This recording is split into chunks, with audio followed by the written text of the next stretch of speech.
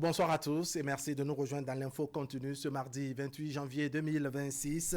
L'actualité nationale avec la proclamation des résultats définitifs des élections communales du 11 janvier dernier. C'est à l'arrivée les deux partis de la mouvance qui se partagent les conseils communaux sur l'ensemble du territoire national. L'Union progressiste Le Renouveau décroche 963 sièges pendant que le Bloc républicain s'en sort auréolé de 852 sièges. Mauvaise nouvelle pour le parti de l'opposition Foscori pour un Bénin émergent qui a trébuché au seuil des 10% et donc non éligible au partage des sièges. Chacun à l'heure actuelle est fixé sur son sort, même si les débats vont bon train au sein de l'opinion. On commente les résultats de ces élections communales avec Romuald Nroui et Stanislas Amoa, tous deux journalistes. Romuald Nroui, bonsoir. Bonsoir à Wahab Alik Para, bonsoir Stanislas et bonsoir aux amis téléspectateurs de Canal 3 Bénin. Stanislas Amoa, bonsoir. Bonsoir, merci beaucoup. Bonsoir Romuald aussi, bonsoir à tous. Allez, je vous propose de jeter un coup d'œil sur ce compte rendu, pour ne pas dire cette synthèse du président de la Commission électorale nationale autonome Sénat, Saka Lafia, donc lors de la proclamation des résultats de ces élections communales du 11 janvier dernier. Nombre d'inscrits au plan national, 7 834 608. Nombre de votants, 2 872 802.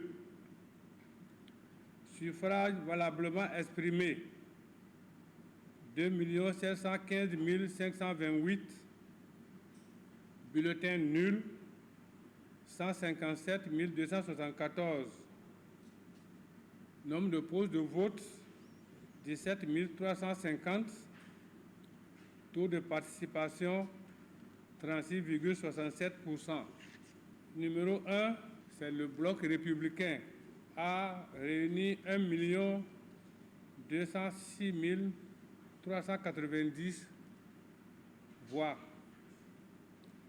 ce qui fait un taux de 44,43%, ce qui a permis d'élire 852 conseillers. 2, c'est le parti FCBE, 180 663 voix, un taux de participation de 6,65%. Vous connaissez la règle de base, un parti, pour être éligible à la distribution des sièges, il faut avoir 10%. Les FCBE n'ont pas réussi à avoir les 10%. Pour cette raison, ce parti, pour la suite, ne participera pas à la distribution des sièges.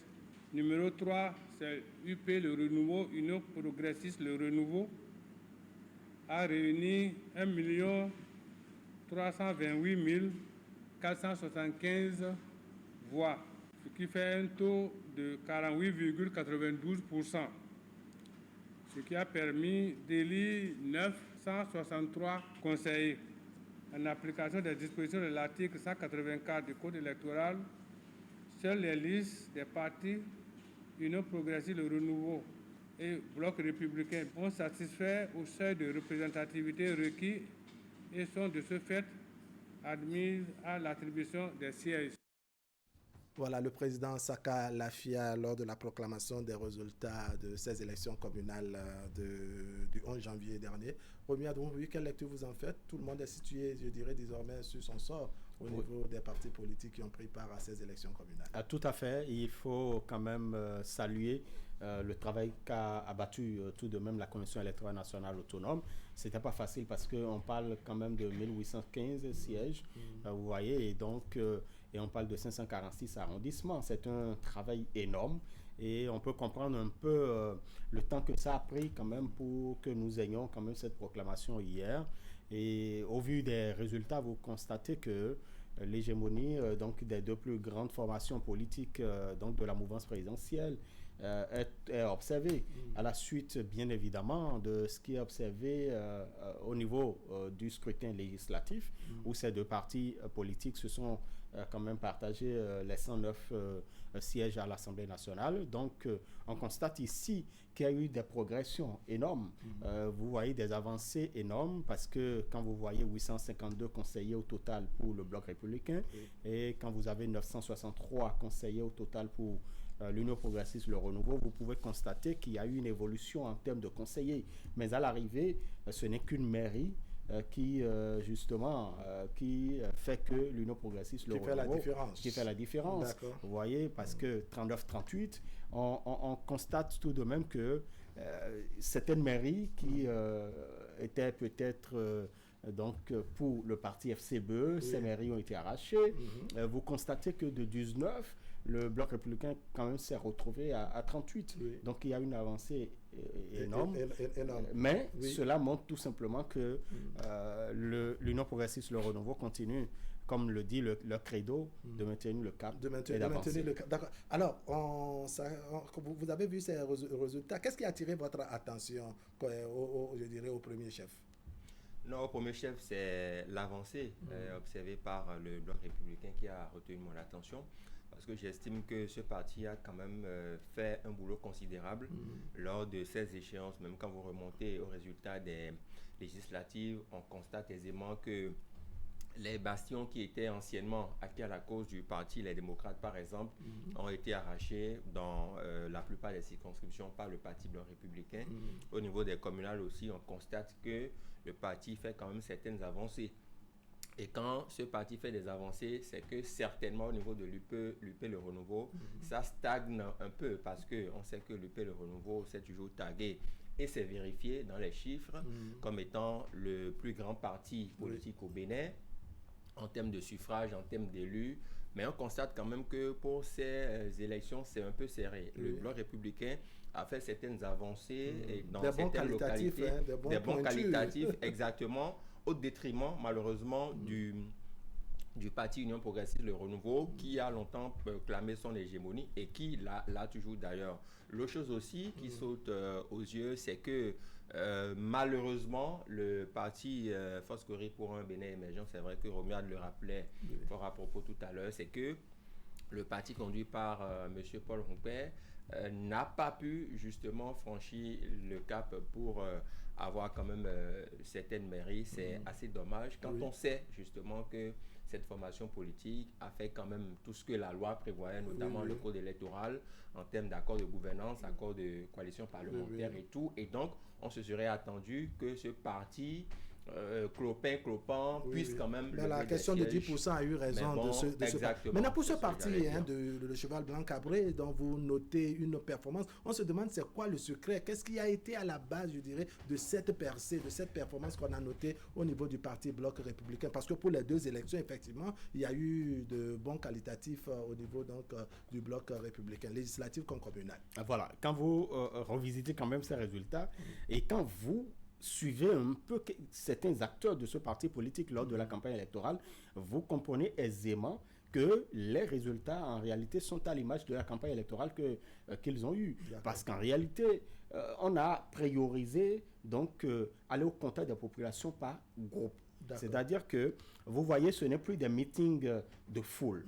Ce n'est plus des meetings à l'échelle communale, par exemple, ou à l'échelle d'arrondissement, mais ce sont des petits groupes qui sont constitués dans les quartiers et on va au contact donc, de ces populations. Vous voyez, le message passe vite parce que quand vous prenez les foules, vous savez, vous avez des curieux, vous avez des sympathisants, vous avez donc également des militants d'autres partis politiques. Ah bon, ici, il faut que je prenne quelques francs, quelques billets, et puis de l'autre côté, bon, j'irai rapidement.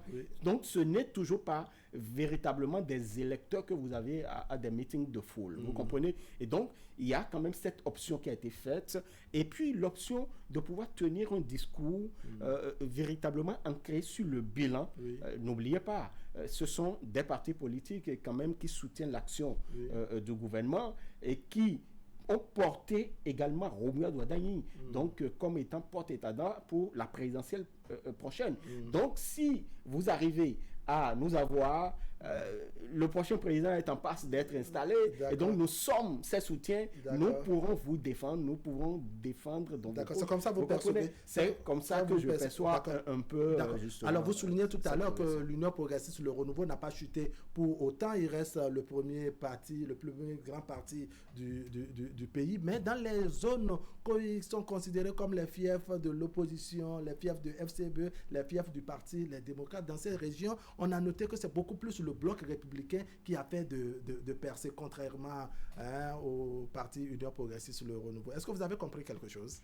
Oui, justement, il y a plusieurs grilles d'analyse par rapport à ça. Il y a un adage qui dit qu'il est très facile de se hisser au sommet, mais difficile de se maintenir. Justement. Et je pense que cet adage est en train de jouer des jeux au parti Union progressiste de renouveau, parce que quand vous observez très très bien sur l'échiquier national, on ne leur dénie pas le fait d'être le premier parti, on ne leur dénie pas d'avoir des élus et tout.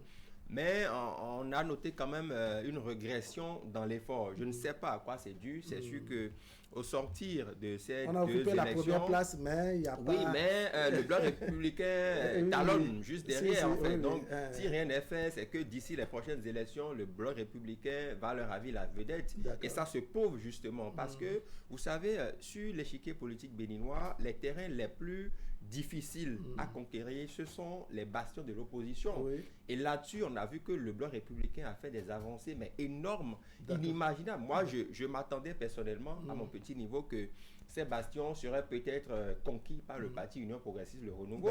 Mais force a été de constater que c'est le bloc républicain qui a eu le secret. Le bloc républicain a dû batailler, a dû faire des efforts dans ce sens, et il faut le reconnaître. D'accord. Alors, il y a une zone qui retient également les attentions, parce que quand on a fini de parler des bastions reconnus comme étant les propriétés des partis de l'opposition, il y a souvent les métropoles, notamment Cotonou. Quelle lecture vous faites des résultats observés à Cotonou, par exemple? Non, ça montre clairement que l'Union progressiste, le renouveau, a quand même eu une certaine emprise, parce qu'il y a énormément de performances qui ont été réalisées dans cette vitrine donc, de notre pays. Quand vous prenez la 15e circonscription électorale, vous prenez la 16e circonscription électorale, vous voyez que le bloc, en fait, l'Union progressiste, le renouveau, a quand même montré justement toute son emprise, et que, bon, le BR a par exemple, quand vous prenez la 15e circonscription pour les législatives, vous voyez que le BR en sort avec un siège, alors que l'Union progressiste, le renouveau, a les autres. Et quand vous prenez la 16e, incontestablement, vous voyez qu'il y a quand même cette emprise-là de l'Union progressiste, le renouveau. Et quand vous prenez les communales également, vous constatez quand même qu'il y a beaucoup de sièges qui ont été levés par justement ce parti politique-là. Donc, cela témoigne de ce qu'il y a un travail qui a été fait. Je voudrais quand même rectifier un peu, pas rectifier, mais dire que l'Union progressiste, le renouveau, ce n'est pas que l'Union progressiste, le renouveau a baissé les bras, pas du tout. Parce que, vous voyez, quand vous prenez ce parti politique-là, c'est l'un des partis où, je ne vais pas dire le seul, mais c'est l'un des partis qui a installé des cellules dans tous les coins et recoins du pays. Parce que vous avez les cellules de base de l'Union progressiste de renouveau. Il a marqué, le parti a marqué sa présence un peu partout. Et le président de ce parti politique est passé dans toutes les cellules installées. Et puis, ça avait fait croire qu'il était celui qui devrait être à la place de Romuald Wadègne aujourd'hui. C'est-à-dire le candidat désigné de la mouvance. Exactement. Donc, il y a un travail qui a été fait, parce que quand vous installez ces cellules de base, c'est pour pouvoir maintenir le contact avec les militants et de pouvoir rallier certains indécis. D'accord. Voilà. Alors, la ville de Cotonou, l'Union progressiste, le renouveau a dicté un peu sa loi. Est-ce que vous avez compris ce qui s'est passé dans Cotonou, puisque c'est la métropole, et souvent on se dit, si ce n'est pas l'opposition qui vous fait tomber, il faut que ce soit les partis de la mouvance qui puissent vraiment prendre le devant. Mais dans Cotonou, il y a eu la guerre, la bataille a été un peu serrée, c'est l'Union progressiste qui vient devant. Vous expliquez ça comment? Oui, vous savez, ça a toujours été serré, surtout à Cotonou. Quand on parle des métropoles, Cotonou, vous savez que tout visiteur étranger qui atterrit au Bénin au niveau de l'aéroport international de Cotonou, voilà, et il passe par l'aéroport, il veut visiter la ville de Cotonou. Cotonou, il n'y a pas si longtemps que ça, abritait encore le plus grand marché international de l'Afrique de l'Ouest. Cotonou a des infrastructures incroyables, et donc Cotonou, c'est quand même la vitrine, et donc tout le monde veut contrôler Cotonou. Donc ça va de soi quand même que la bataille soit serrée. Mais au-delà aussi, il faut voir cette bataille-là dans le contrôle de Cotonou. Parce que parallèlement, on sait que au sortir de ces élections, on a pu voir sur le terrain que et le Bloc républicain et l'Union progressiste de renouveau ne se sont pas fait de cadeaux en termes de campagne, en termes de débat d'idées sur le terrain. Et je suis en train d'entrevoir déjà que ces deux formations politiques ne vont pas se faire de cadeaux pour le contrôle du Pêchoir à l'Assemblée nationale, ainsi que pour le contrôle des différentes mairies. Mais puisque nous sommes en train de discuter des questions communales pour le moment, je constate quand même avec une certaine emphase qu'au niveau de Cotonou, il y a des pillons essentiels que les autorités devraient positionner dans cette bataille de contrôler la métropole de Cotonou. On sait qu'il y a des élus qui se sont brillamment distingués dans le lot. On sait que, par exemple, c'est vrai, il y a au niveau de la mairie de Cotonou le porte-étendard qui est M. Luc Setonji Atropo. On sait tout ce qui avait été susurré. C'est vrai que Romuald parlait tantôt de Maître Joseph Djogbeno. Il y a eu à un moment donné... Ces commentaires également le concernant. Exactement, il y a eu des commentaires le concernant, pouvant quand même le propulser au devant de la scène. Mais on sait aussi qu'au niveau communal, il y a des mécènes, des philanthropes comme M. Alain Kossi-Baguidi, par exemple, qui, au-delà de la casquette d'acteurs politiques qu'ils ont, sont des philanthropes, c'est-à-dire très proches des populations, des gens, une personnalité comme lui, par exemple, qui construit des écoles, qui donnent de l'eau à boire, qui participent aussi à la réalisation des cantines scolaires, c'est-à-dire qui donnent à manger aux élèves dans des circonscriptions. Là où il y a des tables bancs en manquant, il le fait, il le réalise. Des autorités, des personnalités comme ça, à la base, qui connaissent les besoins des populations, doivent être positionnés dans la vision du contrôle de cette métropole qu'est Cotonou. Je pense qu'au-delà de lui, il y a d'autres personnalités que nous connaissons. D'accord, sur laquelle on reviendra. Alors Cotonou, c'est comme le soulignait tout à l'heure Stanislas à moi, tout le monde veut avoir le contrôle de Cotonou. Et donc, il y a eu cette percée, cette fois-ci, de l'Union progressiste, le renouveau dans Cotonou. Et sans doute, à l'heure actuelle, les tractations sont en cours après ces résultats, n'est-ce pas, pour contrôler la mairie de Cotonou. Est-ce que vous envisagez un peu, ou bien vous faites un peu un schéma de cette opération pour très bientôt? Bon, vous savez que l'Union progressiste, le renouveau, naturellement, a le contrôle donc, de la ville de Cotonou, parce que positionnant un certain nombre de personnalités, des personnes expérimentées, des personnes qui, justement, depuis des années, ont montré de quoi elles étaient capables. Bien évidemment, Luc Setonji Atropo, nous savons qu'il va à l'Assemblée nationale, et parce que là, son suppléant, on le sait, José Didier Tonato, l'actuel ministre donc, du cadre de vie, et nous savons Alessandro Sohou également qui est élu donc pour être membre de la 10e législature, dont son suppléant c'est bien Luc Nyakaga, l'ancien ministre donc de l'environnement. Et donc, mais au-delà de ça, puisque on parle d'un conseil de l'exécutif, on parle de l'exécutif de la municipalité. Pour l'exécutif, quand vous avez ces genres de personnalités, on ne les a pas positionnés seulement pour, pour pouvoir... Pour leurs beaux yeux, comme non, pas du tout. Pour pouvoir gagner peut-être la liste de Lupierre, pas du tout. C'est pour un rôle à jouer, vous comprenez? Mais au-delà de ça, il y a quelqu'un quand même qui a porté l'Union progressiste, le renouveau, durant ces communales. C'est bien Alain Kossi-Baguidi. Alain Kossi-Baguidi n'est plus à présenter. C'est quelqu'un qui est proche de la population. Vous savez, est-ce que vous vous êtes posé la question de savoir pourquoi Luc Setonji Atropo a été positionné à Cotonou après Boycon? Parce qu'il a apporté, non seulement il est le président de l'ANCB, il a apporté justement donc de sa vie, de son énergie, de ses ressources aux populations de Boycon. Donc, il pouvait le faire à Cotonou et il l'a fait. C'est la même chose. Alain Kossi-Baguidi apporte, parce que pour les communales, je ne sais pas si vous suivez un peu la campagne, les populations sont prêtes à vous dire pour les législatives, on va voter pour vous. Mais pour les communales, on ne va pas voter pour vous, on va voter pour tel. Pourquoi? Parce que les populations se sentent proches de tel au travers de ces actions menées. Et Alain Kossi-Baguidi est l'une de ces personnalités à Cotonou, au-delà de ses expériences politiques, au-delà du réseau qu'il a, parce qu'en réalité, s'il vous plaît, vous ne pouvez pas être membre de l'exécutif d'une municipalité si vous n'avez pas un réseau pouvant permettre donc de diversifier les partenariats, de favoriser les ressources, la multiplication des ressources à mettre au profit donc de la municipalité. Parce qu'il y a des routes, il y a des lampadaires peut-être à entretenir, il y a des infrastructures à entretenir, il y a des choses à construire, il y a de l'eau potable à pouvoir... Bref, tous ces besoins, donc, tous ces besoins qui sont ceux des populations. Voilà. Alors, vous parlez tout à l'heure toujours de, je dirais, Alain Kossi-Baguedi, ça c'est le CA du 8e arrondissement, n'est-ce pas? On peut faire témoignage de tout ce que Canal 3 diffuse sur ses actions en termes de reportage. Mais est-ce que vous pensez que l'enlevée du 8e arrondissement, les gens ne seront pas un peu nostalgiques? Parce que oui, il faut peut-être souhaiter que ces actions soient répercutées dans le reste des arrondissements, mais peut-être les populations du 8e arrondissement le réclament et souhaitent la voir là. Est-ce que vous pensez que il n'y aura pas de jalousie? Non, en fait, ça sera peut-être une jalousie légitime qu'on comprendrait. Mais au-delà, il faudrait d'abord préciser que M. Baguedi, on le sait, c'est un secret de polichinelle. Il a un grand réseau au niveau des BTP, donc des bâtiments et travaux publics. Quand on sait que le développement à la base, c'est fait de construction de routes, de tout ce qu'il y a comme travaux liés aux travaux publics, on sait quand même que son carnet d'adresse assez fourni dans ce domaine-là peut être... très utile pour la ville de Cotonou. Mais ce n'est pas que l'arrondissement. Le 8e arrondissement est contenu dans Cotonou. Donc, qu'il soit ailleurs ou au niveau du 8e, sitôt qu'il est dans Cotonou, moi, je pense que ce sera bénéfique. Et ce qu'on ne dit pas très souvent, c'est que M. Alain Kossi-Baguedi est une personnalité très effacée. Quand vous appelez son nom... quand vous appelez son nom...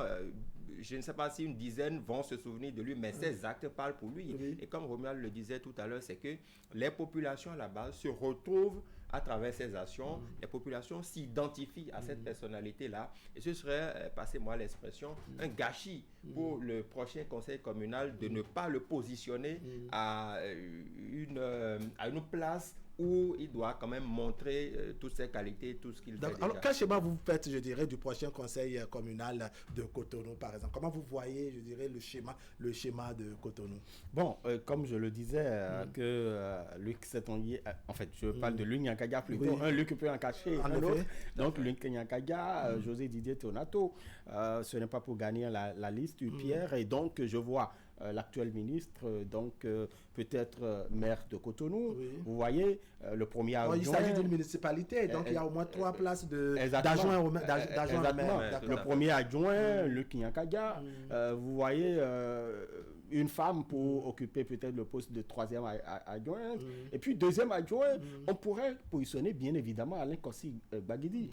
Parce que si l'UPR a permis à ce qu'il porte la liste de ce parti politique pour les communales, c'est parce que l'UPR a eu une confiance en cet homme, en cette personnalité. Non seulement confiance de par son réseau relationnel, de par ses expériences politiques, de par ce qu'il apporte donc aux populations de la ville de Cotonou à travers le 8e arrondissement. Je voudrais quand même répondre à cette question. Vous savez, si moi je suis citoyen, habitant du 8e arrondissement, et je crois que Alain Kossi-Baguedi doit se retrouver dans l'exécutif, je serai heureux. Parce que quand vous êtes dans Qu'est-ce que ça va changer? Attendez, quand vous êtes dans les citoyens vont vous demander. Quand vous êtes dans l'exécutif, ça veut dire que vous êtes... Le cercle est un peu plus large. Vous êtes dans un cercle restreint où on prend les décisions. Et on exécute. Vous comprenez? Vous êtes plus proche donc des autorités centrales. Vous discutez avec les autorités centrales. Vous pouvez dire, pour mes amis ou pour les habitants du 8e, vous pouvez défendre donc le 8e arrondissement. Autant vous pouvez défendre le reste des arrondissements. Exactement. Vous comprenez? Donc, je crois que les habitants du 8e arrondissement ne devraient pas être orphelins. Alors, vous trouvez que je dirais cette position, genre, si on fait tout le schéma et tous les calculs que nous faisons et que peut-être il se retrouve à la en tant que 2e adjoint au maire, que ça fera de lui quelqu'un qui va multiplier ou bien étendre, je dirais, son réseau et ses actions au niveau des autres arrondissements, c'est ça? Oui, bien évidemment. Il sera à la table des grandes décisions. Il sera au fait même de là où tout se dessine, et puis il pourra apporter une contribution qualitative. Parce que ce qui est bien au niveau de cette personnalité de M. Alain Kossi-Baguedi, c'est que c'est des actions qu'il mène déjà au niveau micro. C'est-à-dire, c'est comme d'habitude pour lui, il n'a pas attendu que les élections approchent avant de donner de l'eau aux populations, avant de faire des infrastructures, avant de déployer son réseau relationnel au profit des populations du 8e. Il n'a pas attendu ça, non, il le faisait déjà. Et c'est fort de tout ceci que les populations quand même renouvelé leur confiance. Donc, s'il on le positionnait à ce niveau, je pense que c'est tout bénéf, et ça va grandir davantage ses actions, ça va lui permettre de voir davantage plus grand, parce que parfois les positions que vous occupez vous font réfléchir d'une autre façon pour voir quelle solution apporter aux problèmes des populations. Et donc les populations ne se sentiront pas du tout orphelines. Il y aura une jalousie légitime, certes, mais je pense que Romuald a très bien fait le casting. Si ça pouvait être respecté par les autorités, ce sera bénéfique pour la population. C'est tellement que ces autorités sont à l'écoute. Alors on se dit, oui, le BR a fait le score un peu partout, mais est-ce que dans le 16e arrondissement de Cotonou, vous avez vu un peu les résultats? BR, UP, 16e circonscription électorale. 16e circonscription électorale. Est-ce que vous avez vu le résultat entre BR et UP? Oui, bon, les résultats pour les communales et pour les communales. Pour les communales, oui, bon, vous savez, le BR a essayé tout de même de progresser, bien évidemment, mais bon, le contrôle ne revient pas au BR, vous comprenez, mais certainement le BR aura quand même son mot à dire. C'est tout de même, il y a quand même des sièges levés, tout de même. Bon, on pourrait espérer dans 7 ans que... Peut-être que mais il y a tout de même, vous voyez, aujourd'hui, nous parlons de Cotonou. Attention, voyez ce qui s'est passé à Porto Novo. Porto Novo, où le BR a eu 18, pendant que l'UPR a eu 15. Alors que l'UPR contrôlait bien évidemment la ville de Porto Novo. Et donc, la ville de Porto Novo a échappé à l'UPR. Et c'est quand même la capitale. Parce que j'allais venir. Et là, vous rejoignez, c'est ce que je disais tout à l'heure. Nous sommes dans les analyses. J'allais faire aussi un tour, n'est-ce pas, à Porto Novo, même si ce serait à une autre occasion, pour voir un peu les métropoles, les capitales, la capitale économique, voir également les différentes villes à statut particulier, comment les choses se sont passées. C'est vrai que l'hégémonie de l'Union progressiste sur le renouveau dans le plateau, vraiment, ça s'est fait sentir. Comme le disent les jeunes, c'est du razzia. Mais quand même à Gawere, vous voyez que c'est le BR qui a pris le contrôle. Vous comprenez? Et donc, il y a quand même cette avancée notamment. Le cheval a atterri même à des milieux où on ne l'attendait pas trop. Peut-être on l'attendait, mais pas trop. J'ai tellement été surpris par le cas de Porto Novo, parce que vous savez, Porto Novo, c'est ma ville de cœur, ma ville de naissance et tout ça. Donc, je n'ai pas compris. Soit c'est un vote de sanction, oui, parce qu'on parle de la proximité. Soit il y a quelque chose qui s'est passé tout de même. Peut-être le discours du BR a plus convaincu, certainement. Mais souffrez que pour les 7 ans à venir, le BR contrôlera. D'accord. On reviendra faire le commentaire particulièrement sur la ville de Porto Novo, n'est-ce pas, la capitale. Allez, on va conclure sur Cotonou. Alors, comment vous envisagez Cotonou, vous, puisque très bientôt, une fois que les résultats sont proclamés, c'est que bon, on va commencer par installer les... Tout à fait, à partir normalement du 1er février. Voilà. Alors, comment vous envisagez Cotonou très prochainement? Cotonou, je pense que le casting ici, les décideurs au niveau du Parti Union progressiste, le renouveau, suivent cette émission, ou s'ils vont sur la rediffusion, ils devraient faire appel à Romuald et le féliciter, parce que très honnêtement, il a fait un très bon casting.